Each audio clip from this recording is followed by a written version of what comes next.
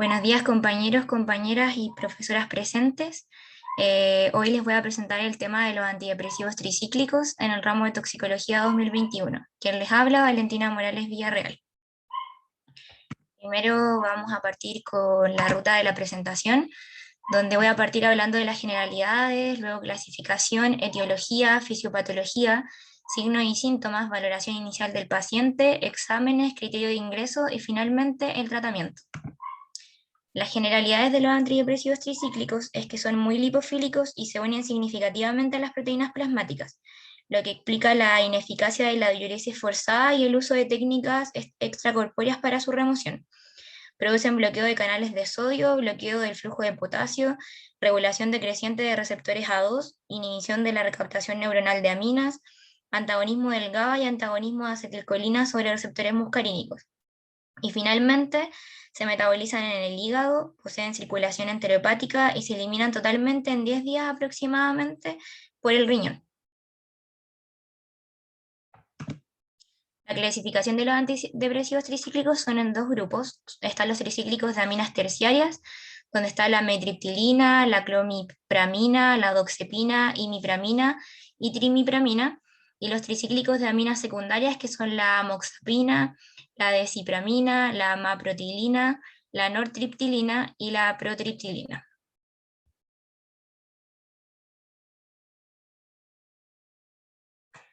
Luego está la etiología de la intoxicación por antidepresivos tricíclicos, que es la administración ya sea accidental o provocada en una dosis en rango de toxicidad de cualquier miembro de los antidepresivos tricíclicos. Ahí en la diapositiva se pueden observar las dosis potencialmente tóxicas, que algunas son mayores a 5 miligramos kilogramos y otras son mayores a 2,5 miligramos kilogramos. Y lo habitual, la historia habitual de intoxicación en niños es por la ingesta accidental en el hogar, y en el adulto lo más frecuente es la sobredosis con intención suicida, pero también hay casos en que hay errores en la prescripción o ingesta, y las interacciones entre los psicofármacos con otras sustancias también pueden potenciar los mecanismos causantes de toxicidad y dar cuenta de una forma accidental de la intoxicación.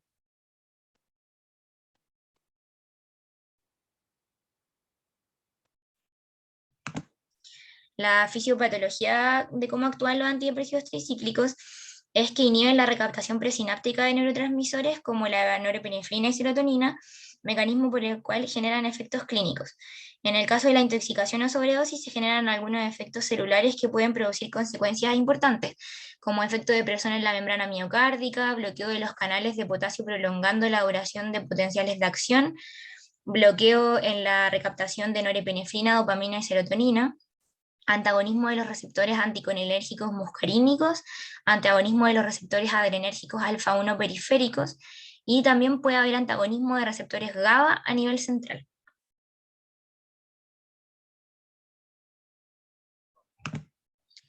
Luego vienen los signos y síntomas que van a ser importantes en un paciente intoxicado con antidepresivos tricíclicos, donde están los cardiovasculares, donde va a haber la normalidad en la conducción, como la prolongación del intervalo PR, ensanchamiento del QRS, prolongación del QTC. También van a estar las arritmias, que puede ser una taquicardia sinusal, un bloqueo AB, un torsades de punta, o una taquicardia ventricular o fibrilación ventricular, y la hipotensión. En los síntomas neurológicos va a estar la midriasis, visión borrosa, letargo, confusión, convulsiones o incluso el coma. Los respiratorios va a estar la depresión respiratoria o el síndrome de distrés respiratorio. En los digestivos, la pseudoobstrucción intestinal, la disminución de la motilidad gástrica. En los hepáticos va a priorizar la elevación de las transaminasas. En los nefrológicos vamos a tener retención urinaria, rhabdomiólisis o insuficiencia renal aguda. Y finalmente en lo hematológico se va a ver una trombocitopenia o una coagulación intravascular diseminada. La valoración inicial del paciente tiene que ser rápida y va a ser con el ABC universal estándar para toda la consulta de trauma. Entre las que se incluye en esta el motivo de consulta, porque pese a que a veces se tenga la impresión de estabilidad, un paciente intoxicado siempre va a ser enfrentado como un paciente potencialmente fatal. Por lo tanto, vamos a evaluar las 4 áreas. Primero, la vía aérea, donde vamos a evaluar la adecuada permeabilidad y el riesgo de aspiración, maniobras de despeje como la cálula orofaringia o la intubación endotraqueal. Luego vamos a ver la respiración del paciente, donde se va a evaluar la frecuencia respiratoria, si hay cianosis, la oximetría de pulso, si respira adecuadamente, y si hay apnea, vamos a iniciar RCP. Se va a evaluar también la circulación, donde se va a ver la presión arterial, frecuencia de pulso y arritmias, el IN capilar, y vamos a instalar una vía venosa para administrar lo que sea necesario para el paciente. Y finalmente vamos a evaluar el estado de conciencia, principalmente con el score de Glasgow, la respuesta pupilar, el tono muscular, y vamos a evaluar también con un hemoglucotest el estado de conciencia. Luego vamos a tener los exámenes complementarios que se van a dividir en dos grupos, los toxicológicos y otros exámenes de importancia. El toxicológico va a ser principalmente la determinación de antidepresivos tricíclicos en el plasma del paciente, y otros exámenes que van a ser de gran ayuda para nosotros va a ser el electrocardiograma, el monitoreo cardíaco, el estado de ácido base, la función renal, la CPKMB, un hemograma, un recuento de plaquetas, un hepatograma, un ionograma, un sedimento urinario y el LABSTIC. Los criterios de ingreso para un paciente intoxicado va a ser la presencia de al menos de uno de los siguientes hechos: un QRS mayor a 100 ms, un compromiso de conciencia, convulsiones o depresión respiratoria. Y esto va a obligar a la hospitalización para el tratamiento y observación por al menos 24 horas. Además, por otra parte, después de las 6 horas de ingesta, un paciente asintomático y sin ningún signo de toxicidad es poco probable que desarrolle y puede ser dado de alta y observado en casa. También el ingreso a la sala con monitoreo cardíaco va a ser aquellos que tienen sintomatología leve, como por ejemplo una taquicardia aislada, sin alteraciones con evidencia de conducción y luego de varias horas de observación.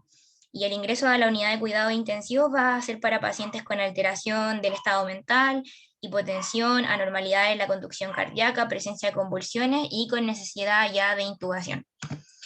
También van a tener recomendaciones de manejo prehospitalario y derivación del servicio de urgencia en intoxicación por antidepresivos tricíclicos, y se debe derivar a todo paciente menor de 6 años con la ingestión con intención suicida, sospecha de otros psicotrópicos o con síntomas neurológicos o de alteración cardiovascular. También se va a derivar a pacientes asintomáticos con alteraciones de la conducción o arritmia en el electrocardiograma. Se va a derivar si las dosis son potencialmente tóxicas las que consumió el paciente, y también es importante no inducir el vómito ni el lavado gástrico, y el uso de carbón activado no debe retrasar el traslado del paciente, y se recomienda en pacientes sin riesgo de aspiración y hasta 6 horas desde ingestión. Finalmente, el tratamiento es con un lavado gástrico y carbón activado en forma seriada cada 4 horas, controlando la presencia de ruidos hidroaéreos.